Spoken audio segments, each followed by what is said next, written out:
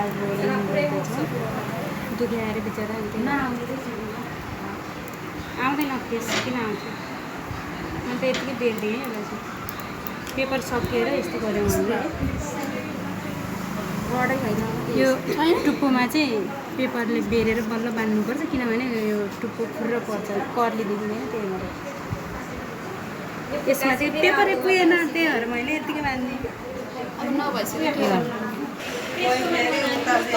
video बनाएको भनेर लजाएर मुख छोप्दै सिन मायाले ल झा यही पनि यस्तो गरिदिन्छु म त बेहोस हुन मात्र बाँकी छ यहाँ यति चाहिँ एकलौटी मैले मात्र बनाएको है यहाँ कपाल स्ट्रेट पनि हुँदैछ हाम्रो बियात्रीजीले बनाउनु स्ट्रेट गर्दै हुनुहुन्छ बेबी हेयरलाई कस्तो स्ट्रेट गर्न सिक्दै हुनु बेबी हेयर वाली चाहिँ यिनी हुन् फेरि हेयर कर्ली कर्ली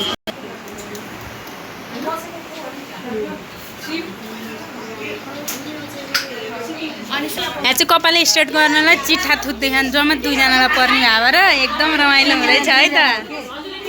सबले स्ट्रेट गर्ने भने भएर म्यामले चाहिँ चिठा थुत्न लाउनु भएको छ दुईजनाको मात्र स्ट्रेट गर्न मिल्ने भएको भएर दुईजनाले यहाँ चिठा जसलाई पर्छ उहाँले मात्रै स्ट्रेट गर्न पाउनुहुन्छ है त ल चिठा थुत्दै हुनुहुन्छ ल चिठा थुत्दै हुनुहुन्छ चिठा थुत्दै छन् है अगाडि हेर्ने ल चिठा एक नम्बर एक नम्बर कपाल स्ट्रेट गर्नलाई बधाई छ एक नम्बर दुई नम्बर कपाल स्ट्रेटलाई चिठा ल बधाई छ दुईजनालाई नै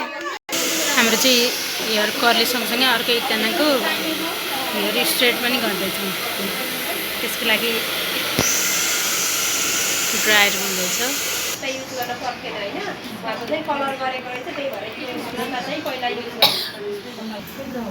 पहिले कलर गरेको कपाल भएको भएर पहिला स्पा गरेको स्ट्रेट गर्नुभन्दा पहिला स्ट्रेट क्रिम लगाउनुभन्दा पहिला स्पा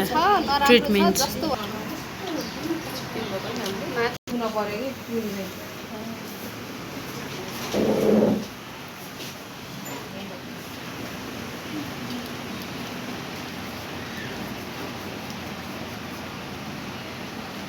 अनि एकछिनसम्म तान्नु पर्यो लाएर छोड्दै हाल्ने हैन है तानिरहनु पर्छ